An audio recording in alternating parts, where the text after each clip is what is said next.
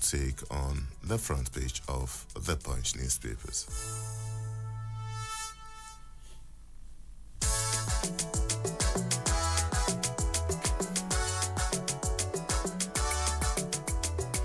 Okay, the Nigerian Tribune is next, and we start with this late story, very sad one. Nigeria's first Olympics medalist. Soon sad, Osun confirms 2 Mpox cases. Borno Commissioner 9% in the second quarter. This is according to the NBS, as the National Bureau for Statistics. And, Fintiri Adeleke, other governors ready to pay 70,000 naira new minimum wage. Well, it's not a matter of being ready. It's the law of the land. Those are the headlines you can find on the front page of the Tribune newspapers.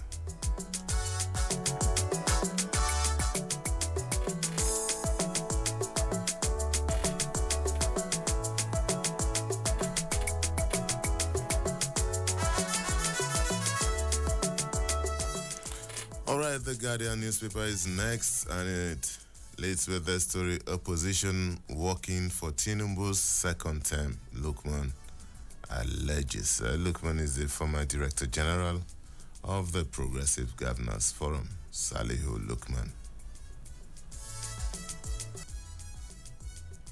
And NAD begins warning strike, demands immediate rescue of kidnapped members.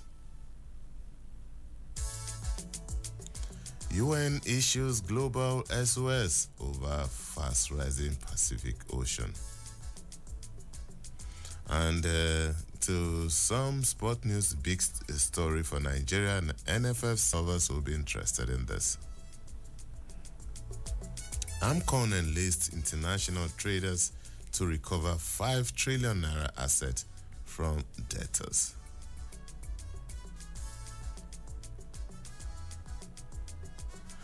Falana rallies NBA against illegal arrest, detention by police orders. And still staying with the Guardian newspaper, massive drop in enrollment threatens existence of Unity schools.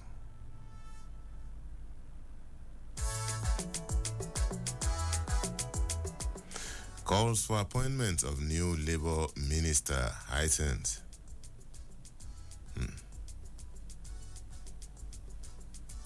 Okay, those are some of the headlines you can find on the front page of the Guardian newspaper.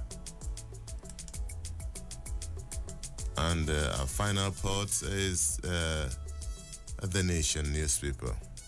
Tinubu, as GDP surge points to an economy on right path.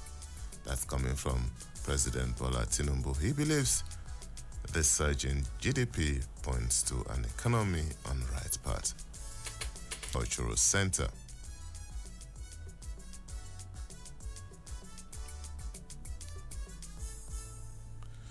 Clark hails President, security agencies for rescue of 20 medical students, others. Nigeria will overcome current challenges, says Yahweh of Ado-Ekiti. In 2027, Lukman again. 97 held for killing of 2 policemen in Abuja attack.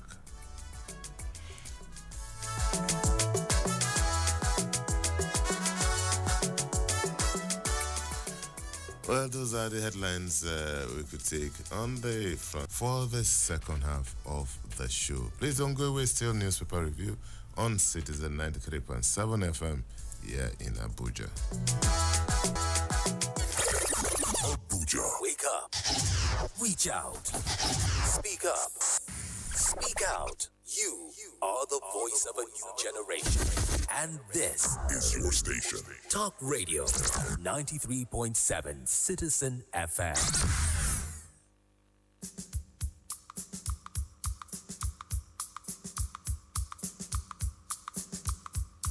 Oh yeah, oh my people. Make una come gather here. Which kind tori una wan hear on top radio? Wetin dey catch fire on top social media?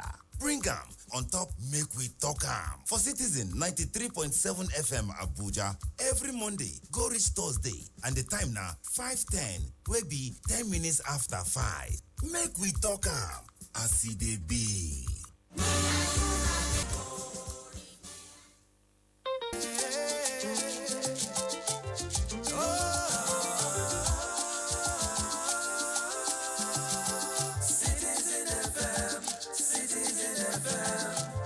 Join our hearts to build a nation of our dream. Citizen FM, Citizen FM. Your problem is build a nation of our dream. Citizen FM, Citizen FM. Yeah. Your problem is my problem and my joy is your joy. Citizen FM, Citizen FM.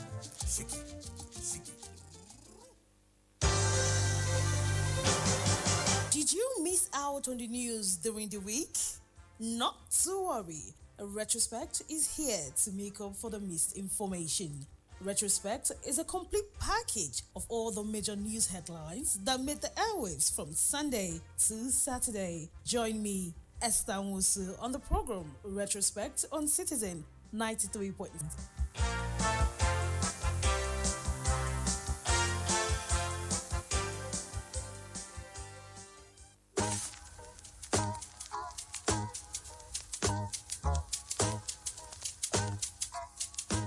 Need a lift? Feeling low, bored, or confused? Corner is waiting just for you. Education, work, lifestyle, career, mentorship, and family too. But Women's Corner, where knowledge can fly. Join us every Mondays and Wednesdays at 1 p.m. for inspiring stories and practical advice to reach all your glories. It's Women's Corner on Citizen 93.7 FM Abuja. Woman don't suffer, lower everybody.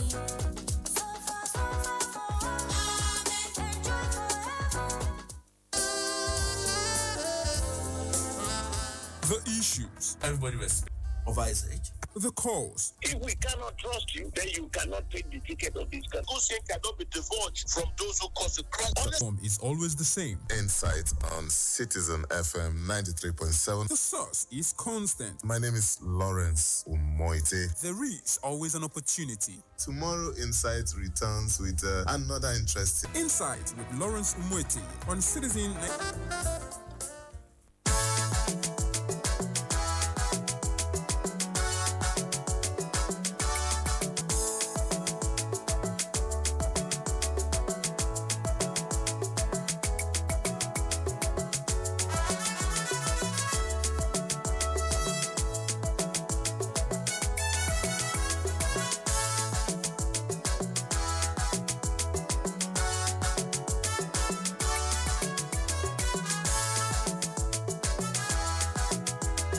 Thank you so much for staying tuned. It's the second half of the show. Newspaper review on Citizen 93.7 FM here in Abuja. My name is Lawrence Umoite, and this is the part where we look at some of the stories in details. And I'm also happy that my guest is here, finally, Mr. Abdulwaris Solanke. Good morning, Mr. Solanke. Good morning to all Nigerian citizens who are listening to us on this beautiful FM station. Thank you. It's always a pleasure to have you on the show. Mr. Solanke is a very senior member of the media community. Once again, welcome, sir. It's a pleasure. All right, Mr. Solanke, let's start from the story which predictably makes the headline across almost all the papers today. Tinubu appoints Mohammed DG NIA and Ajayi DG DSS. President Bola Tinubu has appointed new directors general for the National Intelligence Agency and the Department of State Services following the resignation of their predecessors. According to a statement by Special Advisor on Media and Publicity, Ajuri Ngelale, the NIA will be led by Mohammed, who has had an illustrious career in the Foreign Service since joining the NIA in 1995. He served in various roles, culminating in his promotion to the rank of Director and his subsequent appointment as the head of Nigeria's mission to Libya. 1990 graduate of Bayero University, Kano, has the current post of Assistant Director General of the service. He had at various times served as State Director in Bauchi, Enugu, and Mr. Sholanke. Well, appointments like these are what we call strategic appointments. Intelligence is very crucial to national security, and so you must find the right peg to put in the right home. The man the necessary celebration from the departments, from those they have headed before. What it means is they have served creditably in the past. And when we say somebody has served creditably in the past, it means he has served with honor and integrity. This is actually what we should be bringing into public service. You see, the public sector in Nigeria has always been pandering to needless sentiments. If the nation must survive, we must find the right person, because this is actually the time that and generation are going. They are not looking into the past to recruit. They are looking into the current generation. So again, they must just nationalists. And so what should be guiding their efforts, their functioning, is how is Nigeria going to be secured with what they are going to be doing when they are performing their functions. You can call us on 0903 2229797. You can also call us on 0818 2222205 or 0818 2222206. You can also send us a WhatsApp message on any of the numbers, or even WhatsApp call. We will be glad to take it. It's still newspaper review on Citizen 93.7 FM here in Abuja. Mr. Sholanke, let's look at this story, still staying with the Sun newspaper. AMCON intensifies asset recovery efforts and lists international asset tracers. In a bid to recover outstanding debt of nearly 5 trillion naira, the Asset Management Corporation of Nigeria has announced plans to engage international asset tracers to locate and recover assets hidden by recalcitrant debtors offshore, including those masqueraded under special purpose vehicles. The decision was revealed by the managing director of AMCON during a meeting with senior members of the print and online media in Lagos. Alade stated that since the new management took over about 5 months ago, they have successfully collected approximately 100 billion naira from several high-profile debtors. Let us give kudos to AMCON, the new AMCON management. It shows they know what they are doing. You see, Nigeria had been turned into a bazaar before.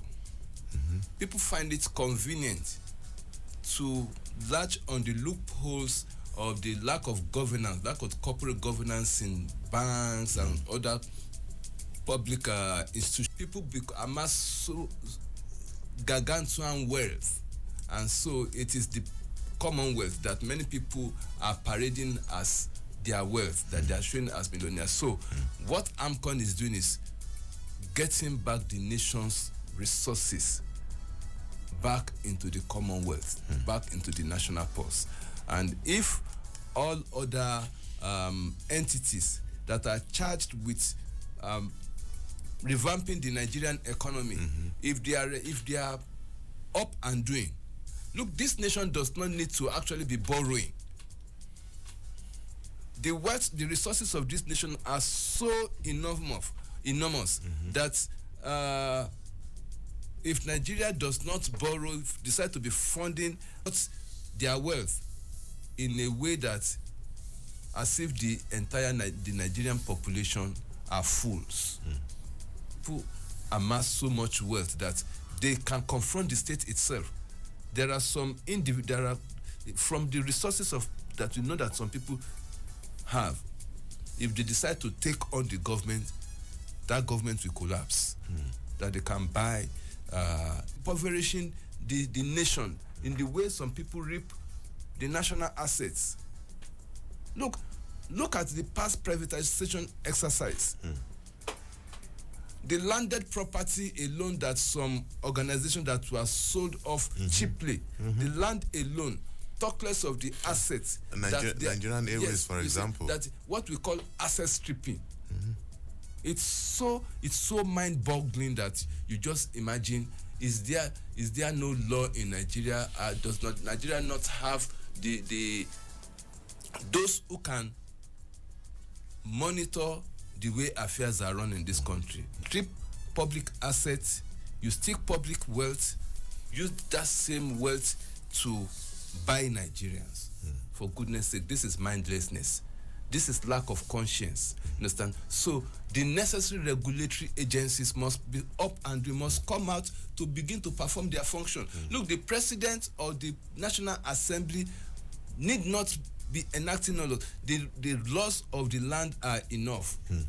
The agencies of government are strong enough. Individuals may not have power, but the law establishing those agencies make them powerful, that they can do the needful to revamp this nation, to wake up. This nation has been sleeping. That's just the truth. All right, Mr. Solanke, let's move on to Daily Trust newspaper. And talking about borrowing, 21 states seek 1.65 trillion naira loan, despite 40% rise in FARC revenue. And here is the story. 21 states of the Federation are seeking loans amounting to 1.65 trillion naira to fund their 2024 budget deficit, despite the increase in the allocation they have received. From June 2023 to June this year, all the 36 states and the 774 local governments received a total of 7.6 trillion naira from the federal government. Findings by this day show that 36 states are projected to receive 5.4 trillion from FARC for this year, as against 3.3 trillion disbursed to them. Mr. Solanke. See, I am not an apostle of loaning. Understand? It is the cheapest way of seeking loans. Is the cheapest way of trying to solve a problem. There was a reflection I did recently. I said, indices of prosperity. Deliberately, I did not put word on level. Some states did not need to borrow. What are they doing with? But in fact, states can partner and say, okay, in my state, come and invest in this area. This is what I'm going to give to you.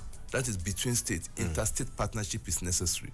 Understand? And partnership with the COP policies, what economic policy take? It is in most of the states.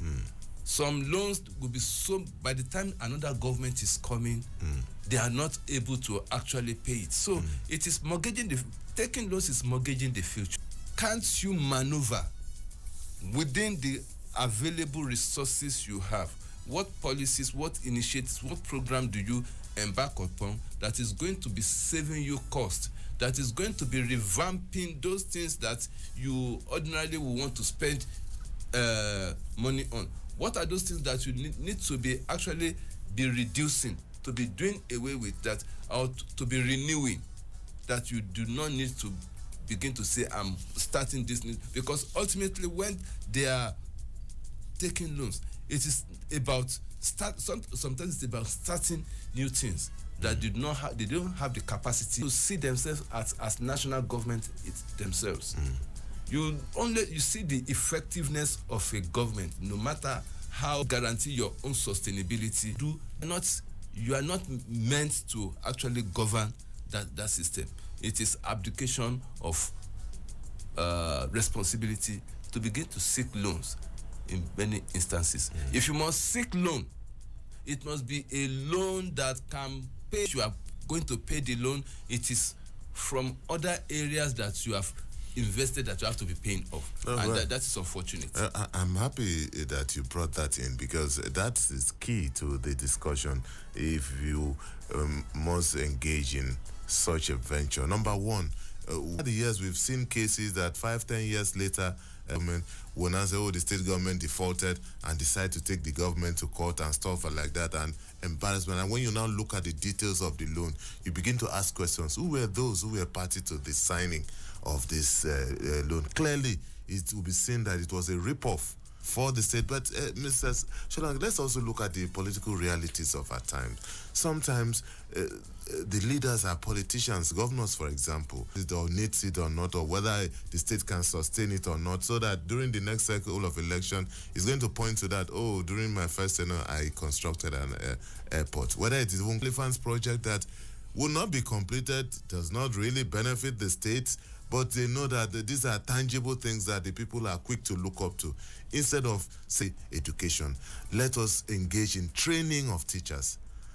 People are not likely to see that as a campaign tool for the state. I have a phrase for that. There's a write-up I was trying to do. I said, between political considerations and basic class that when I was doing public policy, that somebody said, look, these politicians, these communities, then when they are budgeting, and when it's time for budgeting, what do the one that you say, what do you expect me to go and tell my people that you gave community A school, you are giving us public toilet? No, it is what you give A, you must give B, and something that becomes a waste because they did not actually need it in the first instance. It's not even a priority. So the reason for actually giving community B the school which it does not need in the first instance, which location does not warrant that another school should be created in that something that now becomes a waste, is the fact that the politician does not want to lose face. He wants to have name that I brought this. What he brought that is never going to be useful or meet the urgent need of the people of community B. So it's a function of what goes on in the mind of the people that will appoint or will elect to go and represent us. Do they actually communicate with the electorate? You understand? And in this instance, it is the media agenda in framing the real and urgent issues, in their narratives for the lapdogs of the politicians. Understand? Any politicians who wants to be in the public glare can also what we call tokenism. What they now, in fact, what people now term as dividend of democracy or stomach infrastructure just serves the interest of or the ambitions of politicians. We need, and that is why I always advocate that the National Orientation Agency must come to task with its need for development, that it is not what whoever is now representing the citizens, they know that it's representing their best interest. Not its own tree of my state that I was once, and that is how on needless oligarchies are created in states. Understand? All right, Mr. Salanga, let's move on to the punch news. 29797. You can also call us on 0818-2222-205 or 0818-22. The government to short errand filling stations as petrol hit 1,000 naira per litre. Many filling stations operated by independent oil marketers have now fixed the pump price of not to care about the cost of the product at retail outlets operated by the Nigerian National Petroleum Company. Petrol prices at NNPC raised concern about the high cost of the commodity by independent petrol dealers. The federal government has vowed to shut down filling stations that will be caught dispensing PMS at exorbitant prices. Well, what is the meaning of regulation?